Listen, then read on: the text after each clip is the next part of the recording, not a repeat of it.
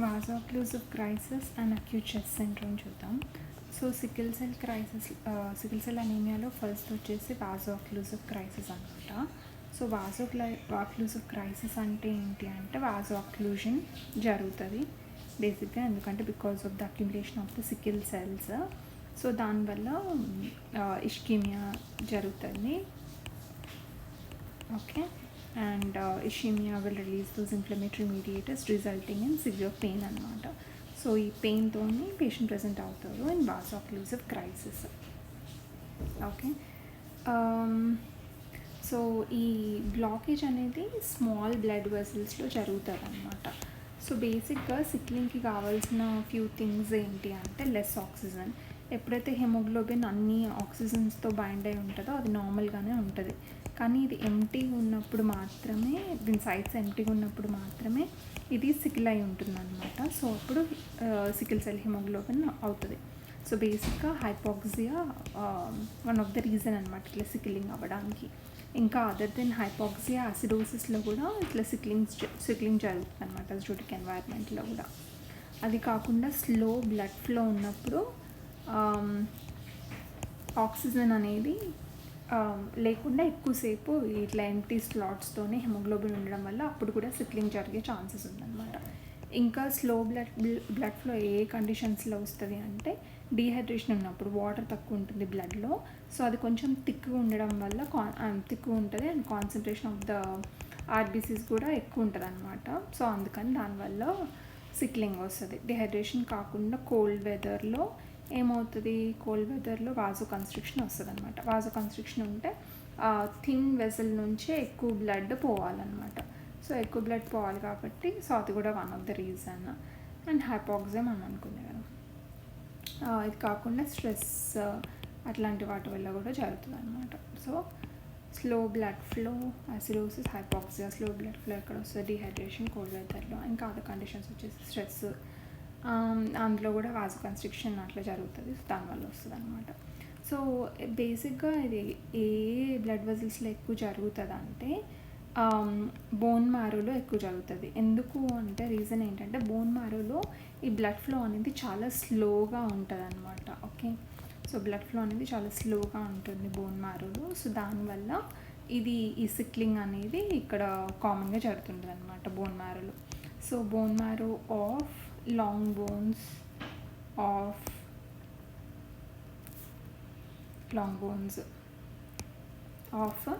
Hands and feet, అంటే femur కానీ humerus కానీ అలాంటి వాటిలలో. సో ఎక్స్ట్రిమిటీస్, ఆర్మ్స్ కానీ లెగ్స్ కానీ ఈ బోన్ పన్ అనేది ఇక్కడ బేసిక్గా వస్తుంది అనమాట. ఓకే, ఇది కాకుండా ఇంకా బోన్ మ్యారో ఎక్కడెక్కడ ఉంటుంది, పెల్విస్లో ఉంటుంది, చెస్ట్లో ఉంటుంది.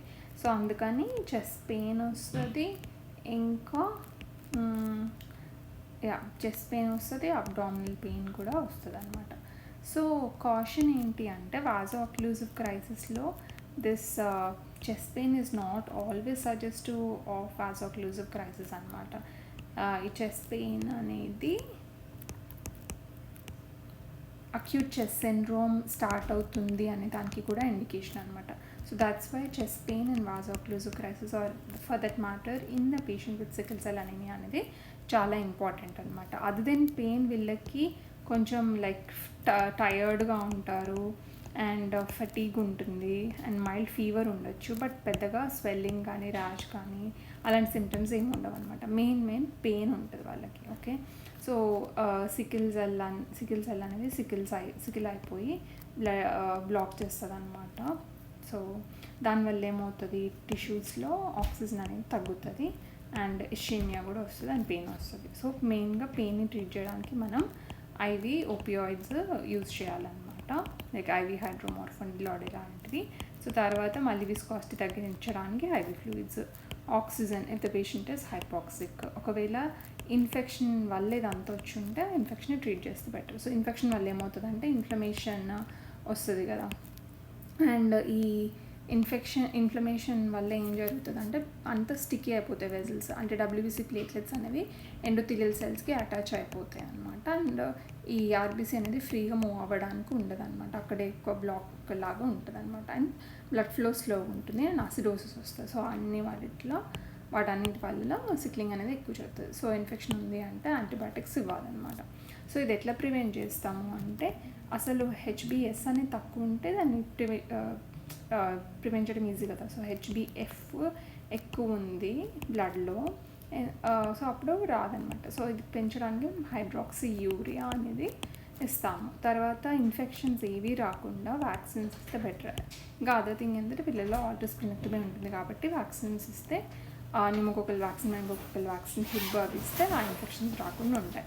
ఫోలిక్ యాసిడ్ వల్ల బోన్ మ్యారోలో ప్రొడక్షన్ ఎక్కువ జరుగుతుంది. And L glutamine is also the other treatment అనమాట.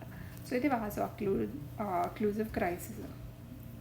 సో అదర్ది దీని తర్వాతది కాంప్లికేషన్ వచ్చేసి acute chest syndrome. So acute chest syndrome అంటే ఏంటి అంటే ఈ సికిల్ సెల్ అనీమియా వాళ్ళలో ఒకవేళ there is any new infiltrate in the lungs and ఇది ఫీవర్తో కానీ చెస్ట్ పెయిన్తో కానీ or any respiratory symptoms like cough, wheeze, shortness of breath, tachypnoea, accessory muscle use. So ఇందులో ఏ ఒక్క సిమ్టమ్ ఇన్ఫిల్ట్రేట్తోని అసోసియేట్ అయినా అది అక్యూట్ చెస్ట్ సిండ్రోమ్. సో ఇక్కడ క్వశ్చన్ ఏంటంటే ఇన్ఫిల్ట్రేట్స్ అనేవి నార్మల్ పీపుల్లో కూడా రావచ్చు.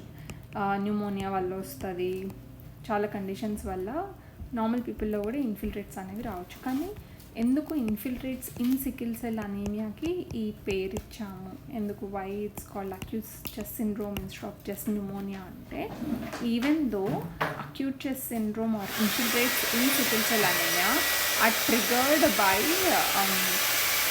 న్యూమోనియా, అప్పుడు still it's not just called as pneumonia, it's still called as acute chest syndrome. ఎందుకు అంటే అదొక్క ప్రాసెస్ వల్లనే ప్రాసెస్తో ఆగిపోదన్నమాట. లైక్ న్యూమోనియా వచ్చి ఇన్ఫ్లమేషన్ ఒకటి కాజ్ చేస్తుంది నార్మల్ పీపుల్లో, కానీ ఈ సికిల్ సెల్ పీపుల్లో ఏం చేస్తుందంటే ఇది ఇన్ఫ్లమేషన్ కాజ్ చేసి సిక్లింగ్ కూడా కాజ్ చేస్తుంది. ఓకే, సో బేసిక్గా అక్యూట్ చెస్ట్ సిండ్రోమ్ అని ఎందుకు అంటామంటే పాథోఫిజియాలజీ అనమాట.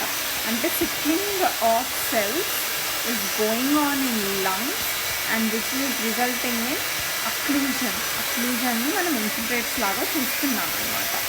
సో ఏ ఒక్కటైనా మళ్ళీ ఇది cause sickling in the lungs. So that's why అది ఇంపార్టెంట్. ఎందుకు ఈ సిక్లింగ్ అంత ఇంపార్టెన్స్ ఉంది లంగ్లో అంటే ఒకవేళ లైక్ ఏ కండిషన్ వల్లనైనా like if there is lung injury, alveolar injury and sickling start అయింది అంటే అది ఫర్దర్ అప్స్ట్రీమ్ ఆక్సిజన్ని తగ్గిస్తుంది అనమాట, డిస్ట్రిబ్యూట్ చేయడం.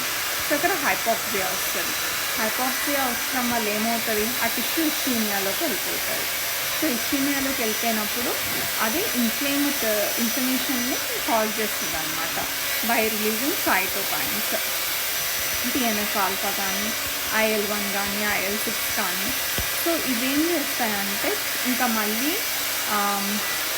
ఈ ఎండోథీలియంని సపరేట్ చేసి వాటిని లీకీగా చేస్తాయి అన్నమాట. లీకీ వెజల్స్ లాగా చేసి WBC ప్లేట్లెట్స్ అన్నీ స్టిక్ అయ్యేలాగా చేస్తాయి సర్ఫేస్లో. అండ్ RBCకి ఎక్కువ ప్లేస్ ఉండదు వెళ్ళడానికి. అండ్ ఏంటి బ్లడ్ ఫ్లో స్లో అయిపోవడం వల్ల ఈ స్టిక్కీ సర్ఫేసెస్ వల్ల బ్లడ్ ఫ్లో స్లో అయిపోవడం వల్ల సిక్లింగ్ అవ్వడానికి ఎక్కువ ఛాన్స్ ఉందన్నమాట. సో ఫైనల్గా ఏ రీజన్ వల్లనైనా హైపాక్సియా వస్తే అటు తిరిగి మళ్ళీ సిక్లింగ్ దగ్గరికి వస్తుంది. So that's why. అండ్ అది మళ్ళీ ఆ సిక్లింగ్ వల్ల ఇంకా తక్కువ ఆక్సిజన్ ఉంటుంది అప్స్ట్రీమ్. సో ఆ డిక్రీజ్డ్ ఆక్సిజన్ మళ్ళీ ఇష్యూమియా కాజ్ చేస్తుంది, మళ్ళీ సిక్లింగ్ కాజ్ చేస్తుంది. సో ఇట్స్ లైక్ క్యాస్కేడ్ అనమాట. Vicious cycle keeps happening until lung infarction or lung ischemia happens, and this result it's very fatal and can happen very fast. అందుకని దాని importance recognise చేయడానికి ఏ infiltrate chest ఎక్స్రేలో కానీ సీట్లో కానీ కనిపించింది అంటే సికిల్ సెల్ వాళ్ళల్లో అది acute chest syndrome and you have to treat it very immediately. So what are the causes that will result in acute chest syndrome? So as we discussed, first the infection start అయ్యి సిక్లింగ్కి వెళ్ళొచ్చు, లేకపోతే like fat embolism. So వాజో అక్లూజివ్ క్రైసిస్లో ఏమవుతుంది, వాజో occlusion అవుతుంది bone మ్యారోలో. So ఆ bone marrow అనేది చచ్చిపోయి అందులో ఉన్న ఫ్యాట్ అంతా బ్లడ్లోకి రిలీజ్ చేస్తుంటుంది అనమాట. ఆ సైనసాయిడ్స్లోకి రిలీజ్ అవుతుంది, సైనసాయిడ్స్ నుంచి బ్లడ్ వెసల్స్లోకి వస్తుంది. సో ఆ ఫ్యాట్ వచ్చేసి లంగ్స్లో లంగ్ క్యాపిలరీస్లో లాడ్జ్ అయిపోతే ఇంకా అప్స్ట్రీమ్ ఆక్సిజన్ ఉండదు. That will result in sickling అనమాట. So it could be because of fat embolism from bone marrow necrosis. So అది ఇంకొక రీజన్. తర్వాత if the patient had some surgery and వాళ్ళు సరిగ్గా బ్రీతింగ్ తీసుకోవట్లేదు, దే ఆర్ స్ప్లింటింగ్ చేస్తున్నారనమాట because of pain చేస్తే దానివల్ల ఏమవుతుంది, అట్లెక్టేసిస్ అవుతుంది. సో అట్లెక్టేసిస్ వల్ల మళ్ళీ decrease oxygen supply, it causes sickling. And so ఇది అండ్ నార్మల్గానే వితౌట్ ఎనీ రీజన్ కూడా అవ్వచ్చు అనమాట. సో అప్పుడు pulmonary infarction due to any cause if sickling happens, so that can result in this cascade అనమాట. మళ్ళీ సో పేషెంట్ ఎలా present అవుతాడు, fever, chest pain, cough, shortness of breath, hypoxia, tachypnoea ఇవన్నీ ఉంటాయి. సో ఇమేజింగ్లో మనకి ఇన్ఫిల్ట్రేట్స్ కనిపిస్తాయి. సో ఇన్ఫిల్ట్రేట్స్ మోస్ట్ కామన్గా బైలేటరల్ లంగ్స్లో కనిపిస్తాయి అన్నమాట. But it could be unilateral or it could be even localised to one lobe స్టార్టింగ్లో. సో మనకి ఏబీజీ చేసినప్పుడు తక్కువ ఆక్సిజన్ కనిపించే ఛాన్సెస్ ఉంది, హైపాక్సియా కనిపించే ఛాన్స్ ఉంది. అండ్ సిబిసి చేస్తే డబ్ల్యూబీసీ పెరుగుతుంది, ఇన్ఫ్లమేషన్, స్ట్రెస్ కాబట్టి. సో ట్రీట్మెంట్ ఏం చేయాలి ఫస్ట్ అంటే ఆ హైపాక్సియా అనేది లేకుండా చేయాలి, బికాజ్ హైపాక్సియా వస్తే మళ్ళీ సిక్లింగ్ వస్తుంది. సో అందుకని ఆక్సిజన్ ఇవ్వాలన్నమాట. తర్వాత బ్లడ్ వెజల్స్లో మనము ఇన్ఫ్లమేషన్ ఇవన్నీ వల్ల బ్లడ్ ఫ్లో తక్కువ స్లోగా ఉంది కాబట్టి దాన్ని ఇంప్రూవ్ చేయడానికి ఐవీ ఫ్లూయిడ్స్ ఇవ్వాలి. బట్ మరీ ఎక్కువ ఇస్తే ఆల్రెడీ వెజల్స్ లీకీ ఉన్నాయి కాబట్టి రెడిమా ప్రెసిపిటేట్ అయ్యే ఛాన్స్ ఉంది. సో కొంచెం కేర్ఫుల్గా ఐవీ ఫ్లూయిడ్స్ అనేవి ఇవ్వాలి. So antibiotics should be given in like all of those patients. ఎందుకంటే వీళ్ళకి వైరల్ ఇన్ఫెక్షన్స్ వల్ల లైక్ మైకోప్లాజ్మా, ఈబీవీ అట్లాంటి చిన్న వైరల్ ఇన్ఫెక్షన్స్ వల్ల కూడా they can go into acute chest syndrome. And bacterial infections like pneumococci అవన్నీ common కాబట్టి, pneumococcal infection అలాంటివన్నీ కామన్ కాబట్టి so we can give ceftriaxone plus azithromycin are లివోఫ్లాక్సిన్ కూడా ఇవ్వచ్చు అనమాట. సో అగైన్ ఇది ఒక ఫార్మ్ ఆఫ్ అక్లూజివ్ క్రైసిసే కదా, వాజోక్లూజివ్ క్రైసిస్, అందుకని పెయిన్ కంట్రోల్ కూడా చేయాలి. So if the patient has extreme hypoxia and ర్యాపిడ్గా డిక్లైనింగ్ ఉందన్నమాట క్లినికల్గా, అండ్ SpO2 చాలా తక్కువ ఉంది and it's not improving with oxygenation, and మల్టీలోబ్స్లో చాలా మల్టీలోబర్ ఇన్ఫిల్ట్రేట్స్ ఉన్నాయి, అండ్ న్యూరలాజిక్ సిమ్టమ్స్ ఉన్నాయన్నమాట. న్యూరలాజిక్ సిమ్టమ్స్, పేషెంట్ కన్ఫ్యూజ్ అవుతున్నాడు, dizziness is happening and patient is having respiratory failure. So ఇవన్నీ indications for exchange transfusion. Okay, so హైపాక్సియాలో first oxygen use చేయొచ్చు, but దాంతో improvement లేకపోతే అప్పుడు ఎక్స్చేంజ్ ట్రాన్స్ఫ్యూజన్ చేయాలి. క్లినికల్గా వర్స్ అయినా మల్టీలోబర్ ఇన్ఫిల్ట్రేట్స్ ఉన్న, న్యూరలాజికల్ సిమ్టమ్స్ ఉన్న, respiratory failure which is basically hypoxia not responding to oxygen, they have to do exchange transfusion అనమాట. అండ్ ప్రివెన్షన్ కోసం ఇక్కడ వ్యాక్సినేషన్స్ అనేవి చాలా ఇంపార్టెంట్, ఎందుకంటే ఇన్ఫెక్షన్స్ని ప్రివెంట్ చేస్తాయి కాబట్టి. ఇంకా మళ్ళీ సేమ్ సిక్లింగ్ని ప్రివెంట్ చేసేవి అన్నీ అక్యూట్ చెస్ట్ సిండ్రోమ్ని కూడా ప్రివెంట్ చేస్తాయి, లైక్ హైడ్రాక్సీయూరియా అది. అండ్ తర్వాత ఒకవేళ patient recently had surgery and patient recently had surgery like abdominal surgery, chest surgery, splinting prevent చేయడానికి ఇన్సెంటివ్ స్పైరోమెట్రీ యూజ్ చేయాలి. అండ్ ఒకవేళ వాజోక్లూజివ్ క్రైసిస్ ఉండే రీసెంట్గా అన్నా కూడా ఇన్సెంటివ్ స్పైరోమెట్రీ ఇంపార్టెంట్ ఒకవేళ patient had chest pain because of that అయితే. తర్వాత వ్యాక్సిన్స్, న్యూమోకోకల్ కానీ ఫ్లూ వ్యాక్సిన్ కానీ ఇంపార్టెంట్. హైపాక్సియా, సర్జరీ, ఇన్ఫెక్షన్ ఇవన్నీ ట్రిగర్స్, సో ఇవన్నీ అవాయిడ్ చేయగలగాలి. ఇంకొకటి ఏంటంటే క్రానిక్ ట్రాన్స్ఫ్యూజన్స్ కూడా ఇవ్వచ్చు. క్రానిక్ ట్రాన్స్ఫ్యూజన్స్ ఎప్పుడు ఇవ్వచ్చు అంటే ఫ్రీక్వెంట్గా వీళ్ళకి అక్యూట్ చెస్ట్ సిండ్రోమ్ వస్తున్నప్పుడు ట్రాన్స్ఫ్యూజన్స్ ఇచ్చి హిమోగ్లోబిన్ని 9 to 11 11.5 అలా రేంజ్లో మెయింటైన్ చేయాలి. And HPSS less than 30% maintain